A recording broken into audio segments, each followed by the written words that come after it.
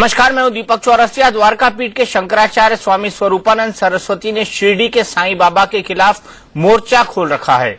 साईं बाबा के खिलाफ उनके बयान पर देश भर में बवाल भी मचा हुआ है।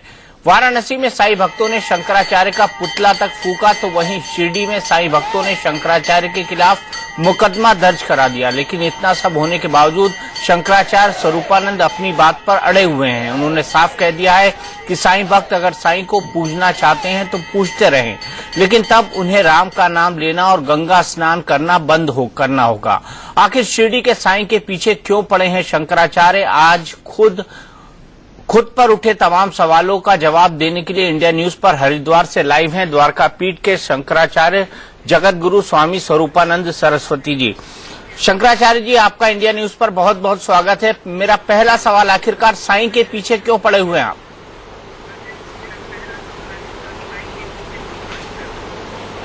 हम उनके पीछे नहीं पड़े हैं।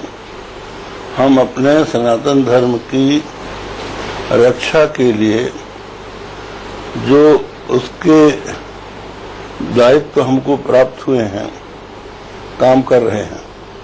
हमारे शास्त्रों में जो विष्णु भगवान के 24 अवतार हैं, उनमें ऐसे किसी अवतार की चर्चा नहीं है जो साईं के लोग मानते हैं।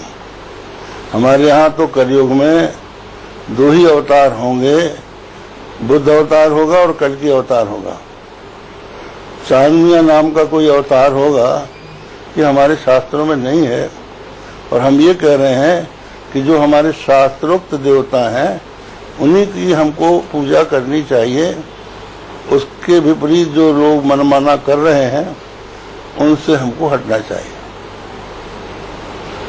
लेकिन शंकराचार्य जी, आज आपके खिलाफ शिरडी से लेकर बनारस तक जो लोग मनमाना कर रहे हैं, उनसे हमको हटना चाहिए। लेकिन शंकराचार्य जी, आज आपके खिलाफ शिरडी से लेकर बनारस तक प्रदर्शन हुए हैं। आपके विरोधी कह रहे हैं कि जानबूझकर पब्लिसिटी के लिए आप साईं का नाम लेकर उनके खिलाफ बातें कर रहे हैं। आप क्या कहेंगे इस बारे में?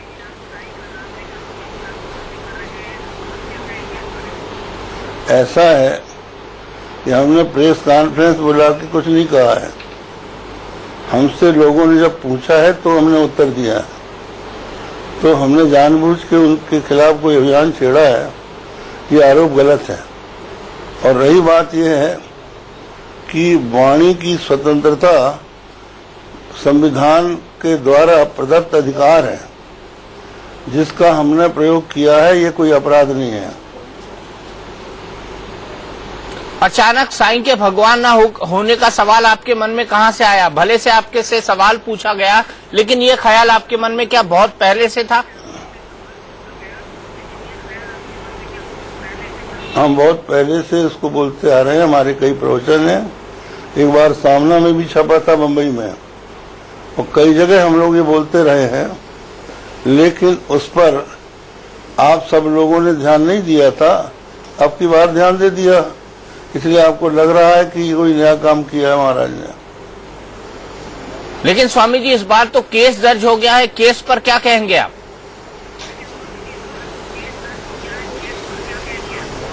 केस दर्ज हो गया है। केस उनके खिलाफ चलना चाहिए जो हमारा पुतला जला रहे हैं। हम तो कुछ नहीं बोल रहे हैं। हम तो अपनी वाणी की स्वतंत्रता का संविधान दत्त उपयोग कर रहे हैं। तो जो लोग तोड़फोड़ करते हैं, तो उनके ऊपर एफआईआर दर्ज होनी चाहिए। और इस पर भी यदि हमको कोई सजा दी जाती है, तो समाज ने हमको बहुत सम्मान दिया है। उसके लिए हम सब कुछ सहन करने को तैयार है। लेकिन वाणी की स्वतंत्रता का मतलब ये नहीं है कि आप किसी की धार्मिक भावनाओं को ठेस पहुंचाएं। नहीं, हमने कभी नहीं पहुंचाया। हमने अपनी धार्मिक भावनाओं को व्यक्त किया है। लेकिन ये दूसरों की धार्मिक भावनाओं को ठेस पहुंचा रहा है आचार्य जी, स्वामी जी। दूसरा कौन है? जो दूसरे लोग हैं, जो साईं भक्त हैं, जो 50 करोड़ की संख्या में है, कि बौद्ध है कि सिख है। हमारे अनुयायी जो है 1 अरब है। आपको याद होना चाहिए कि भारत में हिंदू अभी भी 1 अरब है। जी, मैं शंकराचार्य को जगत गुरु मानता है। जी, मैं आपकी बात को बिल्कुल आप भी मानते होंगे। जी, मैं बिल्कुल आपको मानता हूं, मैं तो आपको गुरु मानता हूं बल्कि, लेकिन ऐसे भी लोग हैं 50 करोड़ के आसपास जो साईं को अपना गुरु मानते हैं, उनको बराबर पूजा करते हैं, अपने पूरे धंधे में उनको शामिल रखते हैं, अपने व्यापार में उनको शामिल रखते हैं, अपने व्यापार में उनके साथ पार्टनरशिप रखते हैं। क्या ये उनकी धार्मिक भावनाओं को ठेस नहीं है? दीपक जी, ये बताइए कि आपका गायत्री मंत्र है धियो यो न प्रचोदयात्, क्या उसकी जगह दियो साईं प्रचोदयात् होना चाहिए?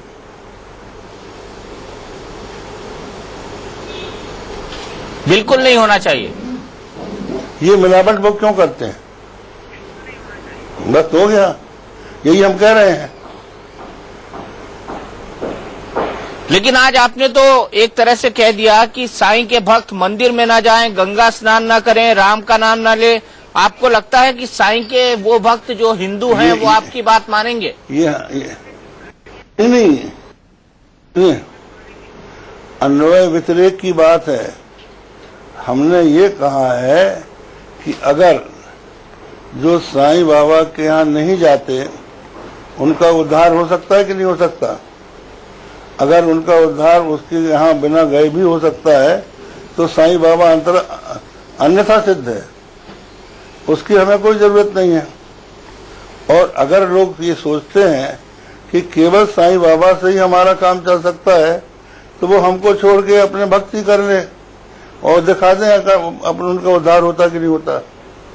साईं बाबा तो मजार में सोया हुआ है, कयामत के दिन उठेगा, और वो हिंदू जो है कल भगवान के यहाँ पहुंचेगा, तो वो कैसे उसकी रक्षा करेगा? नहीं, लेकिन साईं बाबा तो हिंदू, मुसलमान, सिख, ईसाई सबके देवता हैं, सब लोग जाते हैं उनकी मजार पर और ये श्रद्धा है। हाँ, नहीं, हम आपको बताते हैं कि कोई भी सच्चा मुसलमान शिरडी साईं बाबा के मंदिर में जहां उसकी मूर्ति है वहां कभी नहीं जाएगा। फारूक अब्दुल्ला साहब जाते हैं, वो जाएगा तो सच्चा मुसलमान ही नहीं है।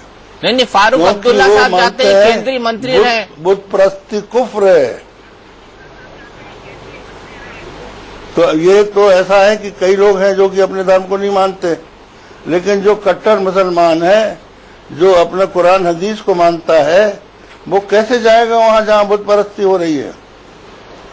तो उनकी कुरान तो कह रही है बुत परस्ती कुफ्र है। लेकिन आज आप पे जो मुकदमा दर्ज कराया वो हिंदू और मुसलमान दोनों ने कराया है स्वामी जी। हम कहते हैं हमारे पास नोटिस आएगी, हम देखेंगे, और अगर उसके लिए हमको फांसी लगाना चाहें आप लोग तो लगा दीजिए, हम उसके लिए तैयार हैं। हमारी 91 वर्ष की उम्र हो गई है, मरने की बात आई है, और हम तो संन्यास लेके पहले मर चुके हैं, को और मार डालो। नहीं स्वामी जी, हम जो हमारी शास्त्रोक्त बातें हैं उनको कहना नहीं छोड़ेंगे। स्वामी जी, ऐसा कोई नहीं चाहेगा। आपकी दीर्घायु की हम कामना करते हैं, आप लंबे जिए, पूरे समाज के लिए मार्गदर्शन करते रहें, सभी यही चाहेंगे। लेकिन आपको नहीं लगता कि आपको और जो बाबा हैं, जो फर्जी लोग हैं, जैसे निर्मल बाबा हैं, जैसे राम रहीम हैं, उन लोगों के खिलाफ भी मुहिम चलानी चाहिए इस तरीके की? नहीं, हम चला रहे हैं। और बात क्या है कि अगर आप जैसे व्यक्ति जो कि सौभाग्य से एक चैनल का संचालन कर रहे हैं, हमारा साथ देने का वचन दें तो हम वो भी चलाएंगे। लेकिन आज बात तो ये है कि जो मीडिया है वो बिक जाता है, वो उनके पैसे लेके हमको गाली देने लगता है। शंकराचार्य को गुस्सा करना शोभा नहीं देता है। ये कह रहे हैं कि हमारे अंतर्यामी हैं वो लोग, हमारे मन की जानते हैं। अच्छा स्वामी जी, एक हिंदू साईं की पूजा करता है, बाकी देवी देवता की भी पूजा करता है, साईं की पूजा करने की कोई शर्त नहीं है। आप बाकी देवी देवता की पूजा भी करते हैं और साईं की पूजा भी करते हैं, तो हर्ज क्या है? हर्ज ये है कि जब हमारा उसकी पूजा के बिना ही उद्धार हो सकता है तो हम उस तरफ क्यों जाएं? और हम तो ये मानते हैं कि कर्मों का फल ईश्वर देता है, कोई व्यक्ति नहीं देता, साईं नहीं देता, निर्मल बाबा नहीं देता। कर्मों का फल देने वाला परमात्मा है और परमात्मा उत्तम कर्मों का फल देता है और उत्तम कर्म वो है जो उसके बताए हुए शास्त्रों में बताया गया है। लेकिन साईं बाबा ने अगर वो उसके विपरीत काम करता है तो उसका कोई फल ही नहीं मिले। जी आप बोलिए। हाँ बोलिए। आप बोलिए। बोलिए। साईं बाबा ने कहा है कि सबका मालिक एक, यही है ना जी। तो सबका क्या अर्थ है, मालिक का क्या अर्थ है और एक का क्या अर्थ है? तो सब में दो इसके अर्थ निकल सकते हैं। सब धर्मों के अनुयायी एक, सब या सब मनुष्य, दो ही अर्थ निकल सकते हैं। तो सब धर्मों का अनुयायी अगर आप लेते हैं तो बौद्ध और जैन ईश्वर को नहीं मानते, तो वो सब धर्मों का मालिक नहीं हो सकता। अगर आप मनुष्य लेते हैं, इंसान लेते हैं, तो उन इंसानों में शिरडी का साईं बाबा था कि नहीं था? अगर वो भी था तो इसका मतलब यह है कि उसका भी कोई मालिक था। उस मालिक का क्या आकार है? उसकी मूर्ति है कोई? उसकी पूजा करना चाहिए। उसकी पूजा हम क्यों करें? तो ये सब बातें जो है उन्हीं के सिद्धांत के विपरीत हैं। लेकिन और जो लोग वहां बैठे हैं पैसे कमा रहे हैं। हाँ बोलिए। नहीं, आप खत्म करिए पूरा।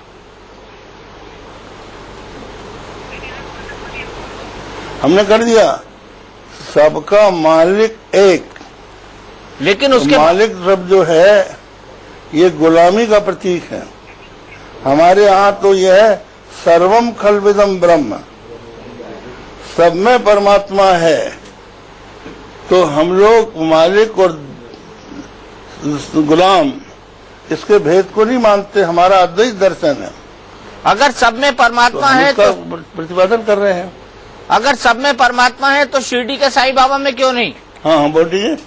अगर सब में परमात्मा है तो शिरडी के साईं बाबा में क्यों नहीं? हम कहते हैं हमें क्यों नहीं है? दीपक शर्मा में क्यों नहीं है? क्या तुम्हारी पूजा होना चाहिए?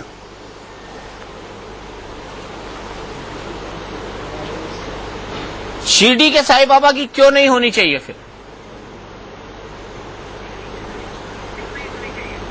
हमारा कहना है कि पूजा कौन करेगा? जब सब में परमात्मा है तो सब परमात्मा है, तो कौन किसकी पूजा करेगा?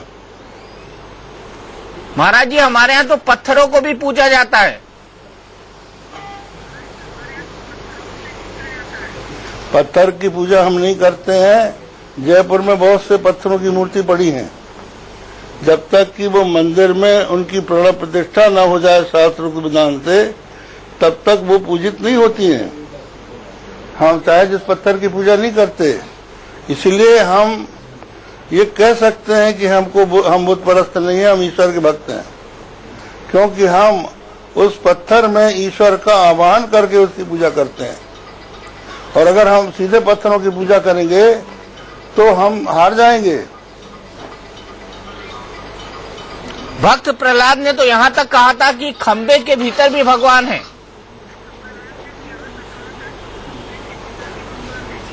तो खंबे के भीतर भगवान है तो भगवान प्रकट हुए खंबे से।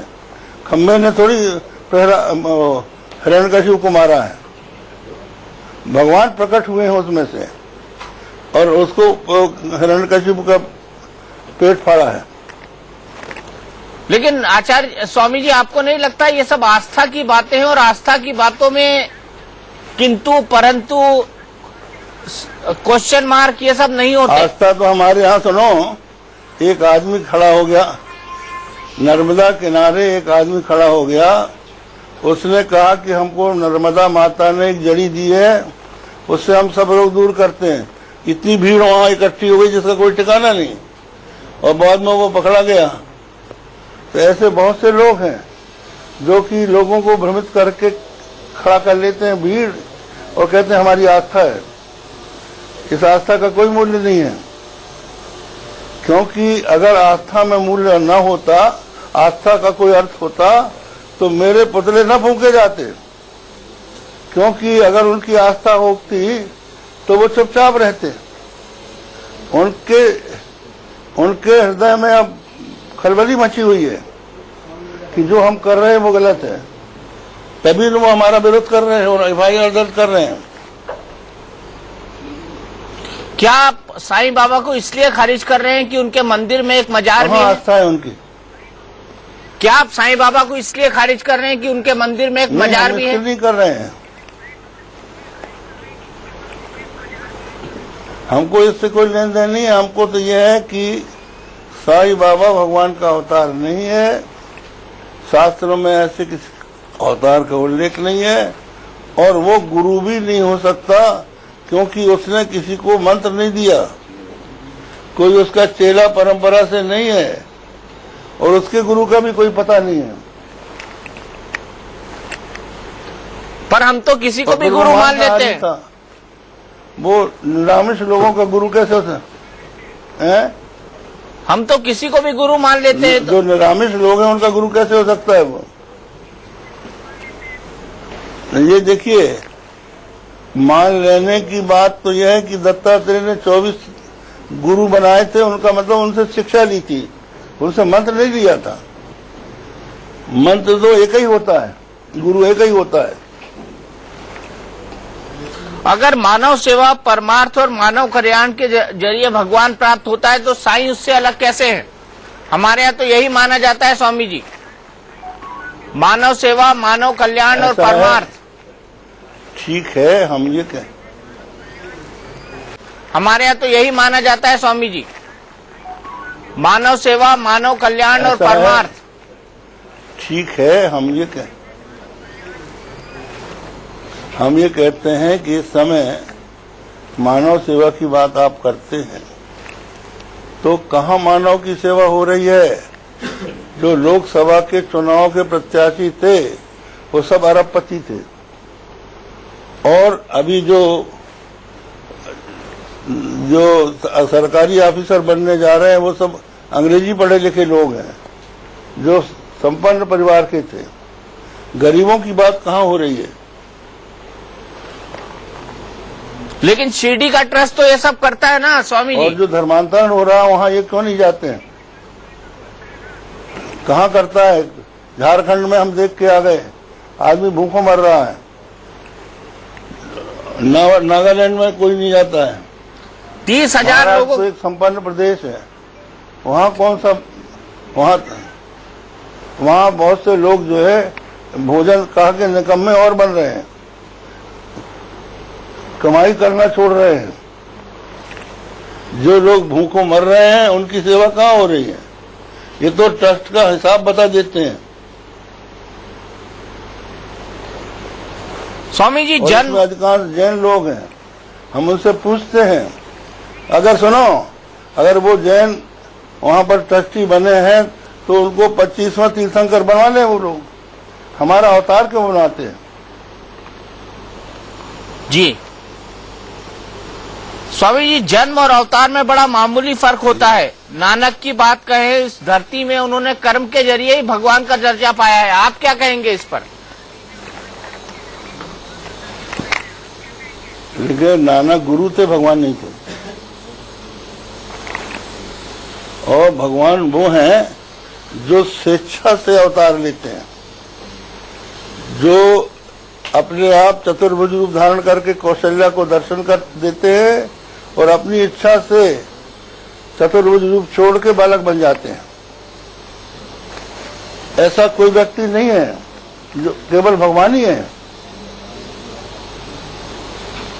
ऐसे ही भगवान श्री कृष्ण है, देवकी के सामने चतुर्भुज रूप में खड़े होते हैं और उनकी प्रार्थना पर बालक बन जाते हैं। ऐसा कोई बन सकता है? चतुर्भुज रूप से किसी के अंदर किसी का जन्म होता है? ये अवतार हैं, और जन्म वो है जो माता के पेट से निकलता है। तो 24 अवतारों के सिवा और कोई अवतार है नहीं आपके हिसाब से? तो और किसी को भगवान का दर्जा दिया नहीं जा सकता?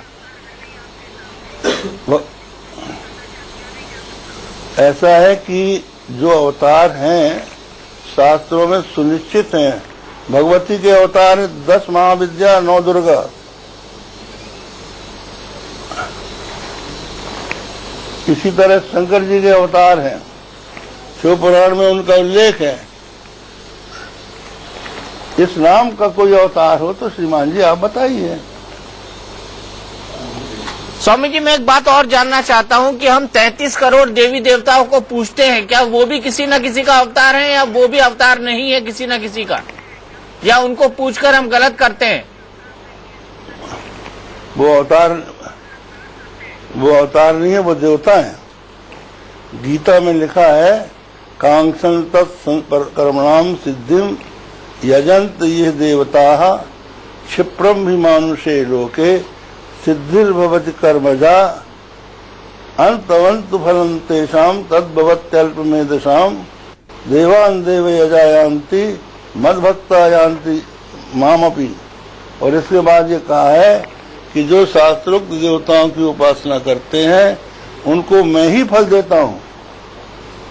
तो जो शास्त्रोक्त देवताओं की उपासना करेगा उसका फल देने का काम ईश्वर करेंगे, और जो मनमाने बन जाएंगे ईश्वर उनका फल क्यों देगा?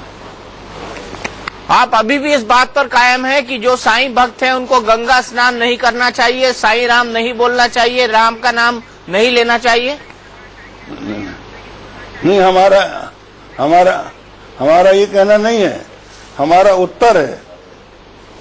हमने कोई प्रश्न नहीं किया है, हमने कहा है कि अगर साईं के बिना काम नहीं चलता है और आप साईं को राम के साथ गायत्री मंत्र के साथ मिलाना चाहते हैं तो आप केवल साईं से अपना काम चला लीजिए। हमारे भगवान का नाम आप क्यों लेते हैं? और अगर आप उसमें नहीं चला सकते तो उस अन्यथा सिद्ध को क्यों पकड़े हैं?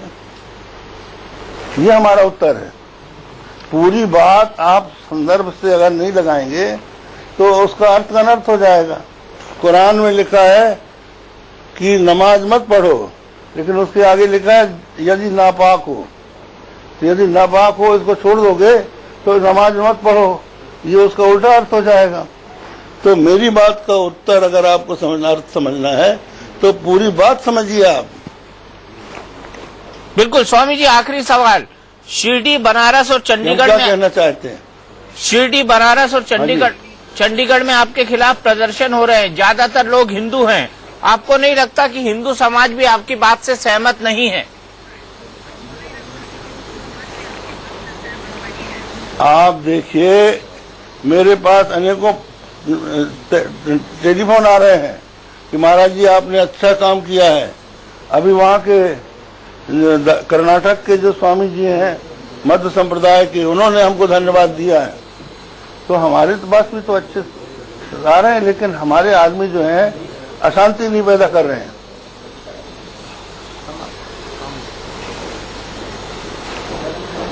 स्वामी जी, आपने कहा कि राम मंदिर से ध्यान भटकाने की कोशिश है, तो ये मुद्दा राम मंदिर से साईं को पूजना राम मंदिर से ध्यान भटकाने की कोशिश कैसे है?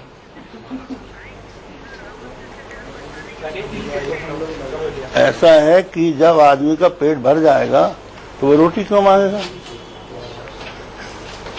तो जब उसको जगह जगह साईं बाबा के मंदिर मिल जाएंगे तो राम मंदिर की मांग क्यों करेगा वो? तो सीधी सी बात। और इसके पीछे एक हमारे पास कटिंग आई है किसी अखबार की, जिसमें लिखा है कि ब्रिटेन की न्यूज एजेंसी ने ये षड्यंत्र किया है। राम भक्ति के प्रति लोगों की भावना बढ़ती देखकर उन लोगों ने यह नया सिंह पर खड़ा किया है। तो भैया अब छोड़ो हमको। चल स्वामी जी, जगतगुरु शंकराचार्य स्वामी स्वरूपानंद हमारे साथ जुड़े हुए थे। आपका बहुत बहुत शुक्रिया, आपका बहुत बहुत धन्यवाद। और जगतगुरु शंकराचार्य स्वामी स्वरूपानंद का मानना है कि वो अपने बयान पर अभी भी कायम है कि साईं भगवान का अवतार नहीं है और उनको जिस तरह से पूजा जाता है, गुरु माना जाता है, वो बिल्कुल गलत है और हिंदू धर्म संबंध नहीं है। हमारी इस खास पेशकश में इतना ही। इंडिया न्यूज पर खबरों का सिलसिला लगातार